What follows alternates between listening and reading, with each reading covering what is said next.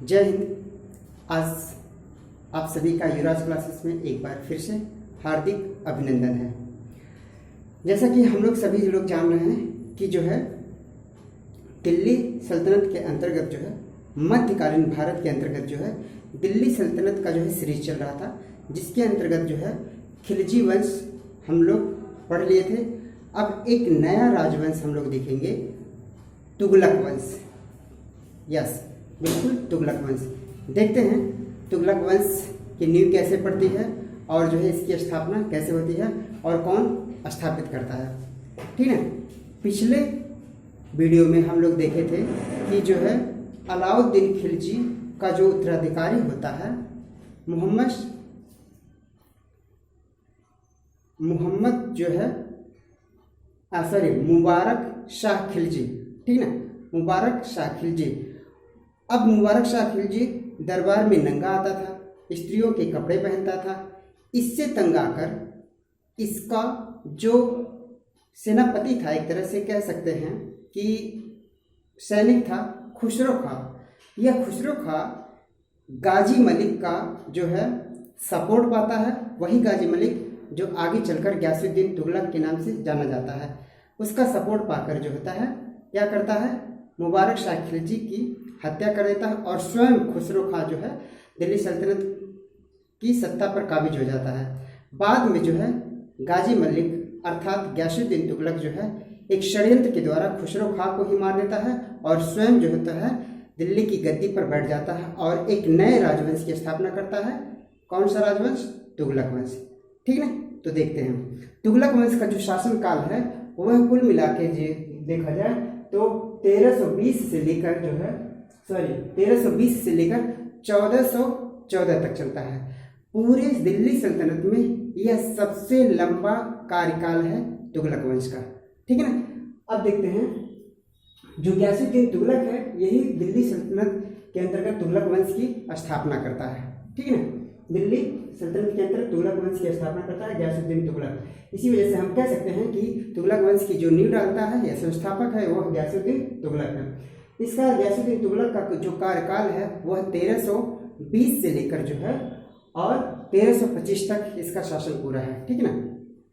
देखते हैं सर यहाँ से इसके संबंधित कौन कौन से इंपॉर्टेंट पॉइंट है जो परीक्षा की दृष्टि से बहुत ही महत्वपूर्ण हैं और परीक्षा में पूछे जा सकते हैं।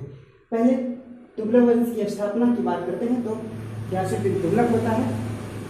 अगर जो इसकी माता और पिता की बात करते हैं तो माता इसकी जो है एक हिंदू जाट महिला थी और पिता एक तुर्क था। ठीक ना, यानी यह जो है गयासुद्दीन तुगलक यह हिंदू माँ का बेटा था। ठीक है। क्या होता है, अलाउद्दीन का सैनिक पहले से यह जो है ये गयासुद्दीन तुगलक जो होता है वह जलालुद्दीन का अंगरक्षक होता है। बाद में जब जलालुद्दीन को मारा जाता है तो अलाउद्दीन खिलजी के अंतर्गत यह सैनिक बन जाता है अलाउद्दीन खिलजी का। ठीक है, एक प्रमुख सैनिक होता है। खुसरो खां को हराकर दिल्ली की गद्दी पर जो है हराकर क्या षड्यंत्र के द्वारा उसको मारकर कह सकते हैं। ठीक है, दिल्ली की गद्दी पर 8 सितंबर 1320 में यह बैठता है। किस उपाधि से बैठता है? उपाधि गाजी की उपाधि धारण करता है और एक और उपाधि ये धारण करता है अल शहीद उपाधि धारण करता है। वास्तव में यह गाजी की उपाधि धारण करने के पीछे इसका षड्यंत्र ये खुद मानता है कि जो है हमें गाजी की उपाधि धारण ऐसे नहीं मिली है या विरासत में नहीं है, बल्कि जो है हमने कई युद्ध लड़े हैं और उन युद्धों में जो है हमें उस योग्य माना गया है, इस वजह से हम इस गाजी की उपाधि धारण करने के योग्य हैं। ठीक है, दिल्ली सल्तनत का यह ऐसा पहला शासक था जिसने गाजी की उपाधि धारण किया था। ठीक है, उपाधि गाजी की धारण किया था। मृत्यु अगर जो इसकी बात करते हैं तो 1325 में इसकी मृत्यु हो जाती है एक लकड़ी के महल में दबकर। हालांकि ये लकड़ी का महल जो होता है यह इसके लड़के के द्वारा यानी जौना खां जो बाद में मुहम्मद बिन तुगलक के नाम से जाना जाता है उसी के द्वारा बनवाया जाता है वो महल लकड़ी। और ऐसा माना जाता है कि उस लकड़ी के महल के तरफ जो है एक्चुअली बंगाल विजय के बाद यह लौटता है और पता चलता है मुहम्मद बिन तुगलक को कि जो है ये बंगाल विजय के दौरान आ रहे हैं तो इनका भव्य स्वागत किया जाता है।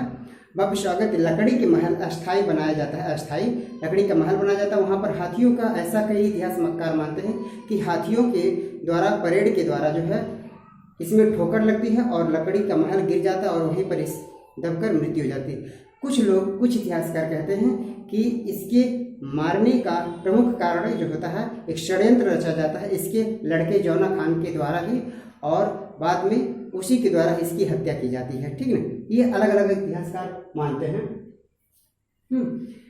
मकबरा की बात करते हैं तो 1325 में इसकी मानिकपुर में ही क्या होती है, मृत्यु हो जाती है। ठीक है, और जो है मकबरा की बात करते हैं तो तुगलकाबाद में जो होता है इसका मकबरा है। ठीक है, तुगलकाबाद में इसका मकबरा है। सुल्तान बनने से पहले यह जो है पंजाब का सूबेदार होता है। सुल्तान बनने से पहले यह क्या होता है, पंजाब का सूबेदार होता है। ठीक है ना। अब बात करते हैं, यह जो है उस समय जब पंजाब का सूबेदार था तो दीपालपुर को अपनी राजधानी बनाया था। बाद में इसकी योग्यता को देखते हुए जो है यह और भी प्रमुखता से यह अपने आप को पेश करता है। भारत में इसके आने का एक तरीका यह था, एक तरीका क्या वजह था, यह बलबन के समय में भारत में आया था। ठीक है ना, बलबन के समय में ही यह भारत में आया था और कहीं ना कहीं बलबन के पीछे बहुत ज़्यादा हाथ था सफलता में इसके। ठीक है, तातुर्क से यह 29 लड़ाई लड़ा था और 29 लड़ाई के बाद इसने गाजी की उपाधि धारण किया था। तो यह स्वयं कहता है कि हमको ऐसे उपाधि धारण नहीं मिली है गाजी का, हम इसके योग्य हैं, हमने बहुत सारी लड़ाइयाँ लड़ी हैं तब जाके हमको गाजी की उपाधि मिली है। ठीक है, आर्थिक सुधार की बात करते हैं तो आर्थिक सुधार जो होता है, यह जो लगान होता है यह उपज का 1/10 और 1/11 भाग ही लेता था। यानी यह कुछ उदारवादी प्रवृत्ति का था। इतिहासकार के अनुसार यह कुछ उदारवादी था, अन्य सल्तनत के सुल्तानों की अपेक्षा यह जो है था काफी उदारवादी था, ऐसा इतिहासकार मानते हैं। शासन व्यवस्था की बात करते हैं तो यह संयमी था, साथ ही शक्ति और नरमी से जो है शासन व्यवस्था का संचालन कर रहा था। और शक्ति और नरमी की कारण यह एक मध्य पंथ यानी मध्यम वर्गीय पंथ जो है स्थापित करना चाह रहा था और इसकी तरीके से जो है अपनी शासन व्यवस्था को चलाना चाहता था, जिसको हम रस्म-ए-मियान के नाम से जाना जाता है। रस्म-ए-मियान के नाम से जाना जाता है, यानी इसकी जो शासन व्यवस्था की कुछ शक्ति से भी पेश आता था और कुछ जो था वह जो है नरम दल से भी काम करता था। तो हम कह सकते हैं उसी को अरबी में क्या कहते हैं, रस्म-ए-मियान के नाम से जाना जाता है। शासन व्यवस्था में क्या था, जमींदारों, मुकद्दस कुतुब तथा चौधरी के पुराने अधिकार जो छीन लिए गए थे, इसकी शासन व्यवस्था में उनको खुश रखने के लिए यह जो है उनके अधिकार को वापस लौटा दिया था। कौन? गयासुद्दीन तुगलक। मंगोलों के विरुद्ध इसने हमेशा कठोर नीति ही अपनाई थी। मंगोलों के विरुद्ध हमेशा कठोर नीति ही अपनाई थी। ठीक है, बात करते हैं 1323 में इसने जौना खां को, यानी जौना खां यही इसका पुत्र होता है, बाद में जो होता है यह जौना खां जो है सेनापति रहता है, बाद में यही जो है जौना खां यह लकड़ी का महल बनवाता है और जो है उसी षड्यंत्र के द्वारा कुछ इतिहासकार मानते हैं कि अपने पिता को ही यह मार देता है, लकड़ी के महल में दबाता है। ठीक है, तो जौना खां को काकतीय साम्राज्य वारंगल पर आक्रमण करने के लिए भेजता है और जो है यह सफल होता है। हालांकि इस 1323 में इसको भेजने से पहले यह खुद वारंगल पर आक्रमण करता है, लेकिन वह असफल हो जाता है। वारंगल पर आक्रमण करता है और असफल हो जाता है। फिर बाद में जो है इसको जौना खां को सेनापति बनाकर जो है उसके नेतृत्व में जो है वारंगल पर अटैक करवाता है और वहीं से इसको सफलता मिलती है और वह दक्षिण के राज्यों को जीत लिया जाता है जौना खां के द्वारा। और इसी के समय में पहली बार कोई दक्षिण का राज्य दिल्ली सल्तनत के साम्राज्य में शामिल हुआ, यानी गयासुद्दीन तुगलक के समय में ही जो होता है दिल्ली सल्तनत के साम्राज्य में कोई दक्षिण का राज्य जो होता है शामिल होता है। हालांकि इसके पहले अलाउद्दीन खिलजी जीतता है लेकिन शामिल नहीं करता है, बस उस पर शासन करता है लेकिन शामिल नहीं करता है। ठीक है, यहाँ पे यही है कि सर्वप्रथम इसी के समय ही दक्षिण के राज्यों को दिल्ली सल्तनत में मिलाया जाता है। एक बात करते हैं, संगीत का यह बहुत ही विरोधी था, यानी गयासुद्दीन तुगलक जो है संगीत का विरोधी था। कुछ और इम्पोर्टेंट पॉइंट है, देख लेते हैं। तुगलक यह तुगलकाबाद नगर की स्थापना करता है, यानी गयासुद्दीन तुगलक जो होता है एक दिल्ली में एक नया नगर की स्थापना करता है तुगलकाबाद का। ठीक है ना। जो बाद में चलकर यही तुगलकाबाद जो होता है वह 56 कोट, हाँ, एक फोर्ट का निर्माण करता है, वही 56 कोट के नाम से जाना जाता है। यानी तुगलकाबाद में एक किले का निर्माण करता है जो आगे चलकर 56 कोट के नाम से जाना जाता है। और यह किला जो होता है वह रोमन शैली में, किस शैली में पूछा गया है कि किस शैली में बनाया गया था, तो यह रोमन शैली में बनाया गया था, ठीक है। इसको भारत में नहरों का जनक माना जाता है, यानी सर्वप्रथम नहरों का निर्माण होता है इसी के शासनकाल में हुआ था। और साथ ही साथ कुएं का भी निर्माण हुआ था, लेकिन श्रेय इसको नहरों का जाता है, तो नहरों का जनक इसको कहा जाता है, ठीक है ना। भारत में नहरों का जनक कौन कहा जाएगा, तो इसी को कहा जाता है गयासुद्दीन तुगलक को, ठीक है ना। कुओं का निर्माण भी करवाया था, साथ ही साथ ये अपने समय में न्याय विभाग का भी निर्माण करवाया था, न्याय विभाग का भी निर्माण करवाया था, ठीक है।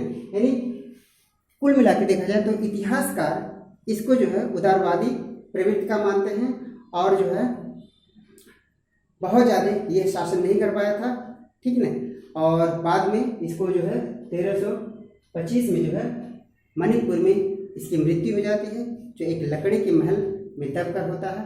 तो यह कुल मिला के गयासुद्दीन तुगलक से संबंधित प्रमुख बिंदु थे जो परीक्षा में अक्सर पूछ लिए जाते हैं। तो बस आज के लिए इतना ही, तब तक के लिए हम लोग जो है अब इसके बाद इसी के एक प्रमुख शासक मोहम्मद बिन तुगलक के बारे में हम लोग अध्ययन करेंगे, जो वहाँ से ज़्यादा क्वेश्चन पूछता है, मोहम्मद बिन तुगलक, ठीक है। जो इतिहास में जो है काफ़ी एक तरह से अपने आदेशों के अनुसार, अपने आदेशों के चलते वह काफ़ी जो है कह सकते हैं कि जो है काफ़ी मूर्ख राजा हुआ है या मूर्ख सुल्तान हुआ है, और उसी को रक्त पिपासु के नाम से भी जाना जाता है। एक बात और, जब यह वारंगल में इसका लड़का जीत कर आता है, ठीक है, तो कुछ लोग कहते हैं कि इसको लगता है यह जो है निज़ामुद्दीन औलिया को जो है अपना गुरु मानता है। तो निज़ामुद्दीन औलिया जो है इसको बहुत सारी बातें बताते हैं। तो एक षड्यंत्र के द्वारा पता चलता है इसको कि जो है निज़ामुद्दीन औलिया भविष्यवाणी किए हैं, और निज़ामुद्दीन औलिया जब भविष्यवाणी किए कि अगला सुल्तान यही होगा, तो निज़ामुद्दीन औलिया पर यह गुस्सा करता है और कहता है कि आप हमारे लड़के को मत भड़काइए, या फिर जो है आप ऐसा जो है क्या कह सकते हैं कि उसको जो है प्रेरित मत करिए कि गलत तरीके से ये अपने आप को पेश करे। तो धमकी देता है गयासुद्दीन तुगलक निज़ामुद्दीन औलिया को। तो निज़ामुद्दीन औलिया कहते हैं कि हुजूर दिल्ली अभी दूर है, दिल्ली अभी दूर है। यानी यह जब बंगाल पर विजय करने जाता है, बंगाल पर अभियान डालता, उसी के समय की यह घटना है, ठीक ना। तो दिल्ली अभी दूर है कौन कहा था, तो निज़ामुद्दीन औलिया के द्वारा ही कहा गया था, ठीक है। यह कुछ प्रमुख बातें थी जो गयासुद्दीन तुगलक से संबंधित कुछ प्रमुख पॉइंट थे जिसके अंतर्गत हम लोग देखे हैं।